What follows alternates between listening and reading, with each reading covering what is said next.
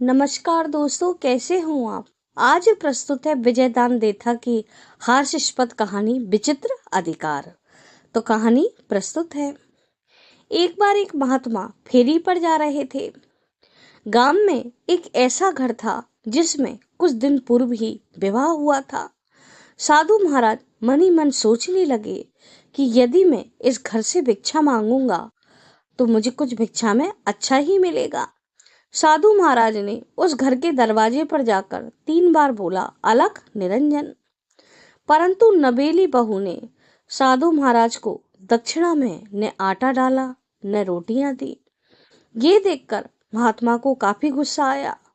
उसकी ऐसी शान पहली बार बिगड़ी थी। साधु महाराज रास्ते भर उस नबेली बहू को कोसते रहे, बुरा भला कहते हुए बड़बड़ाते हुए जा रहे थे। सिर पर लकड़ियों का गट्ठर उठाए उस नबेली बहू की सास रास्ते में मिल गई। साधु महाराज ने उसकी सास को रोका और गरियाने लगे, अरे कैसी कुलक्षणी बहू लाई हो, जो संतों को हाथ से दान देने की बजाय मुंह से जवाब देती है। क्या एक अंजलि भर आटे और रोटी से भी साधु सस्ता हो गया है। महात्मा के वेश में मनुष्य की कुत्ते जितनी भी इज्जत न रखी तुम्हारी बहू ने। मुंह के सामने ही तुम्हारी बहू ने जवाब दे दिया, मुफ्तखोरों के लिए मैंने आटा नहीं पीसा। अब तो घर घर बहुओं का राज होने लगा है। थोड़े दिन बाद तो खुद भगवान भी भूखे मरने लगेंगे। महात्मा की बात सुनकर सास आग बबूला हो गई। उसने अविश्वास के भाव से कहा, सच कह रहे हो साधु महाराज। साधु ने कहा, नहीं तो क्या झूठ बोल रहा हूँ।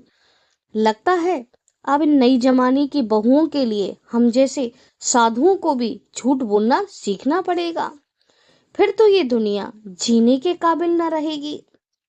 सास ने कहा, अरे साधु महाराज, अपने मुंह से ऐसी बात न करें, सुनने से ही पाप लगता है।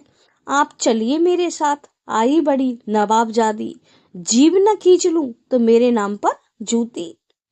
अरे महाराज, आप खड़े खड़े क्या देख रहे हो, चलिए मेरे साथ। महात्मा ने जब सास का रंग ढंग देखा तो बड़े प्रसन्न हुए और मन ही मन सोचने लगे कि सास तो बड़ी भली औरत है।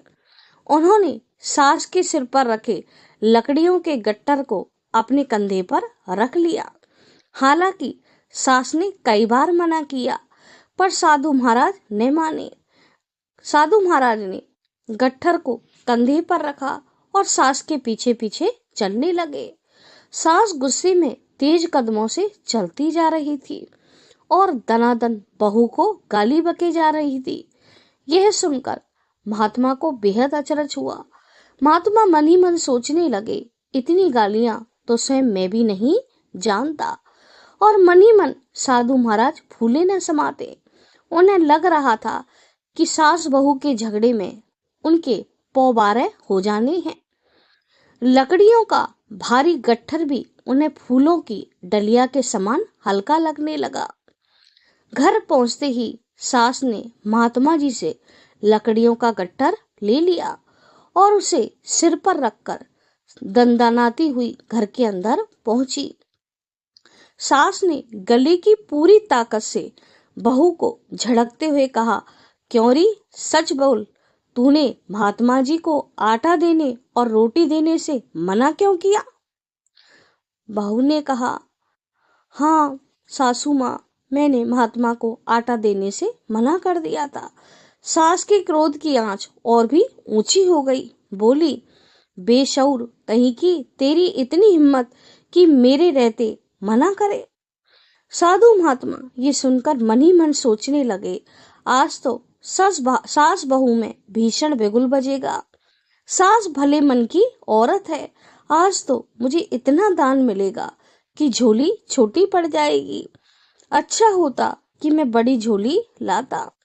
उबलती हाड़ी के ढक्कन की तरह फदफदाते हुए सास बाहर आई। उसके हाथ खाली थे। गुस्से के लहजे में सास ने कहा, आप ही बताइए साधु महाराज, घर की मालकिन मैं हूँ या ये। साधु महाराज ने कहा, कि घर की मालकिन तो आप ही हैं। सास ने कहा, ये कौन होती है मना करने वाली? मना करूंगी तो मैं करूंगी। मेरे मरने के बाद भी इसकी इतनी मजाल, इसकी इतनी हिम्मत कि ये मेरी बिना मर्जी के कोई काम करे। अरे साधु महाराज, आप यूं मुंह घुमाए बाए क्यों खड़े हो? मैं घर की मालकिन हूँ और मना करने का अधिकार मेरा है। आप लोग हाथ पैर तो हिलाते नहीं हो, हाथ पैर हिलाते मौत आती है।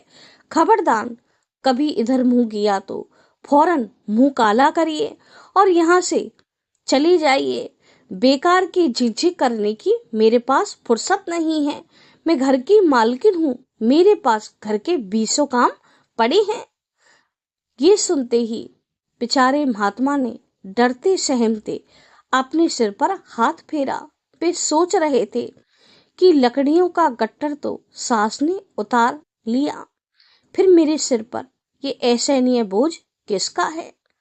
और सास की बातें सुनकर साधु महाराज आश्चर्य में पड़ गए। उसके विचित्र अधिकार की बात को सुनकर साधु महाराज के मानो पैर जमीन में चिपक गए।